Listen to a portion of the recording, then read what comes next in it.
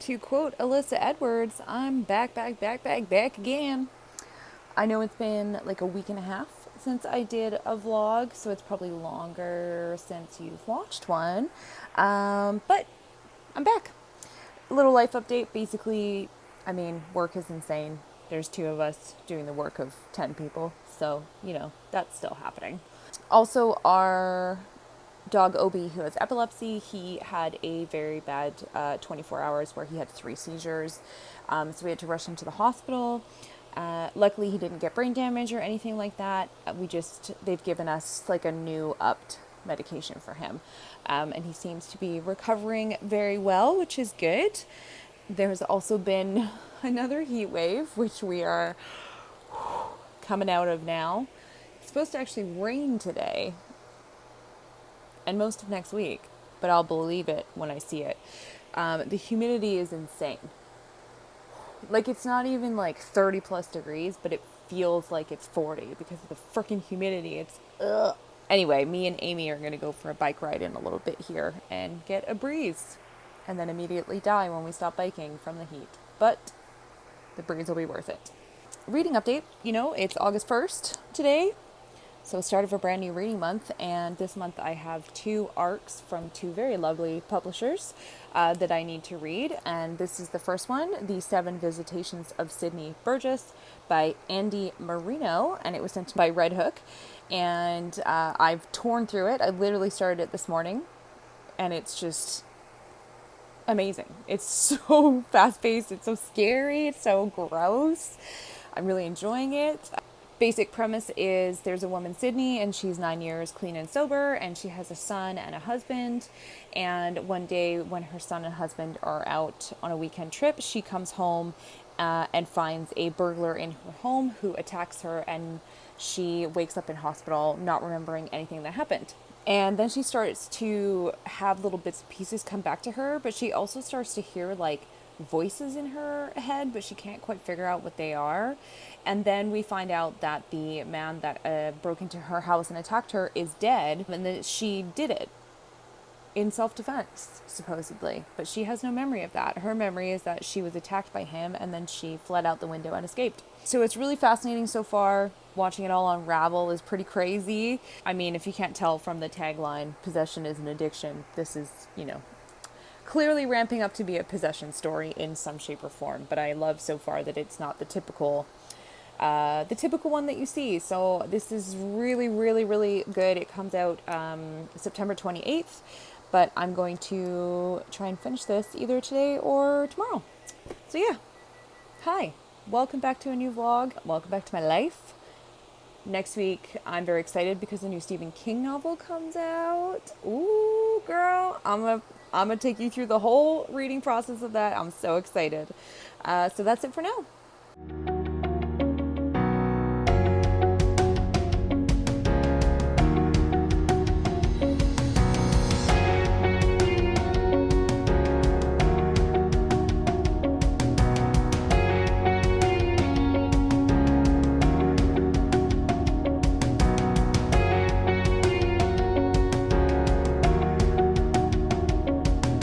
So this might be totally not news to anyone but me, but I use a lot of reading ambience music when I am reading, and I've just been using YouTube for it. So there's a great channel called Ambience Worlds that I play in the background while I'm reading.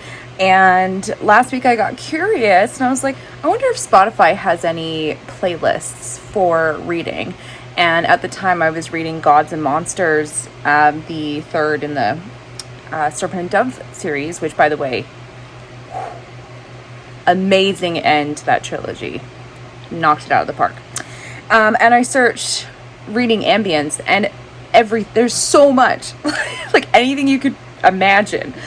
And I found some really great dark fantasy playlists that I saved and I listened to while I read Gods and Monsters, and I found some amazing reading ambience for horror. And I've been listening to one in particular while reading this, and let me tell you, it has really, really amped up my reading. Not only do I read faster when I'm listening to, something kind of ambient in the background and not, TV where I get distracted, But listening to creepy music while you're reading a creepy book really, really changes the game. This is the one I've been using for the 7 Visitations of Sydney Burgess, and it's just horror reading. But it has so much great music in here, and it's so perfect. Ugh, love it. Highly recommend using Spotify for your reading ambience. And it's so much easier than using YouTube because I can just put it on my phone and put my phone away. Whereas when I have YouTube, I have to put it on the TV or put it on my phone. But then anytime I get like a text message or a notification, I have to like pause the YouTube video and then, whatever. You guys are like, yeah, duh, use Spotify instead of YouTube. But like, whoo, my mind has been blown, y'all. I'm really loving this.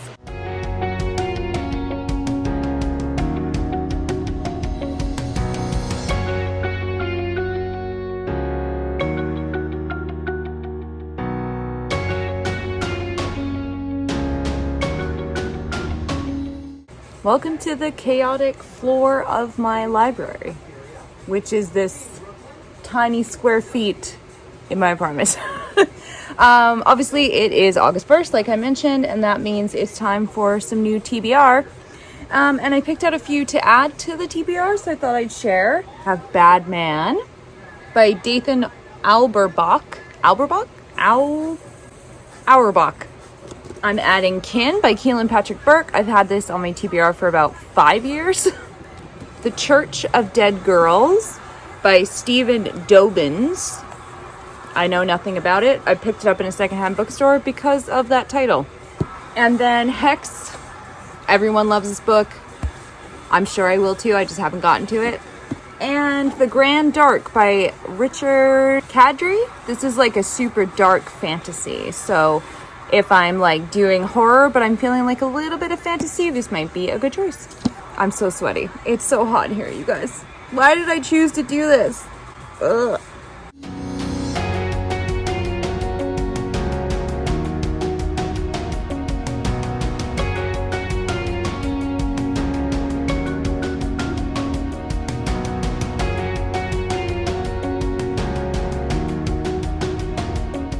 So I just finished the 7 Visitations of Sydney Burgess by Andy Marino, and it was awesome.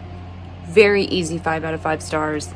It is, I don't want to give anything away really because this doesn't come out for like another month and a half. But take the very overdone possession genre and flip it on its head a little bit.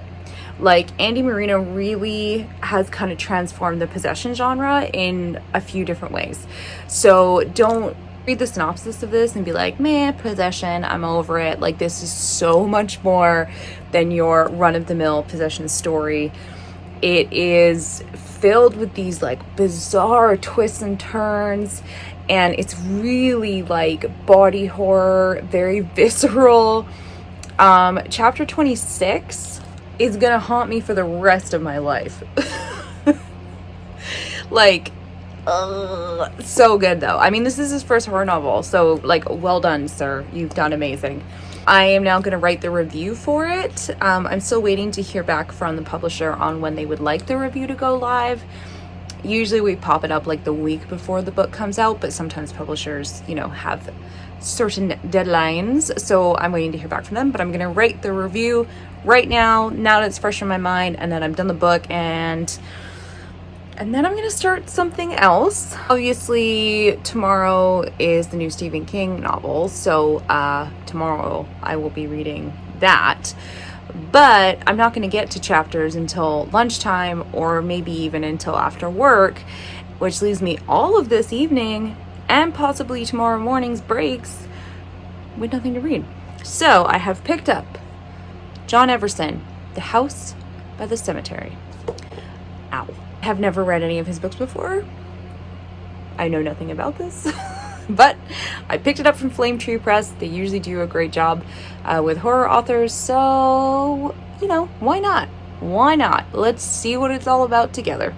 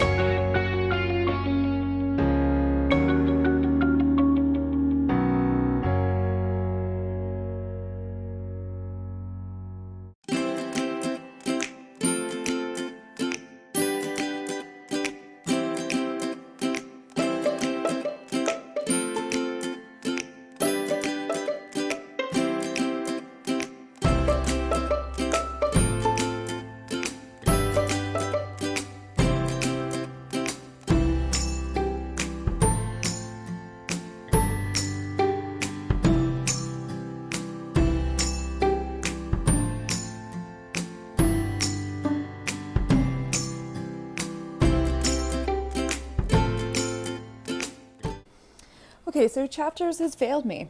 I called this morning because their location was showing 0 copies of the new Stephen King book. And I was like, girl. And she was like, I guess the stock hasn't arrived yet. And she went and talked to her manager, and the manager was like, oh yeah, we have like all of the stores around here, they're not getting their new Stephen King books until later in the week.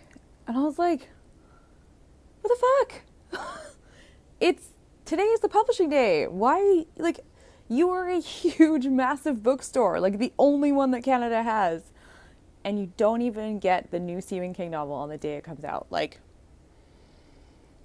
so I freaked out. Then I was like, someone in this fucking city has to have this book. So I started calling all these kind of like little smaller bookstores, but I managed to find this little place that is just across the bridge. And she says she has a box full of them. So I'm going to get my ass in an Uber right now, and I'm going to go check it out, and fingers and toes crossed that they have the new Stephen King book, and I can hold it in my hands and take it home with me and start reading it right away. Oh, Chapters. Shame, shame. I know your name. I got it. I'm so excited. Such a pretty cover, too. I'm going to dive right into this on my next break, and I will keep you guys updated on how it goes. But that will be in the next vlog. I'm going to do a whole reading vlog all for this book right here. So, thanks for watching this one. Welcome back to Charlotte doing regular vlogs. Who knows what's going to happen? Probably a lot of reading. Hopefully not too much drama. Hopefully no more dog seizures. That would be great. Yeah. Thanks, guys.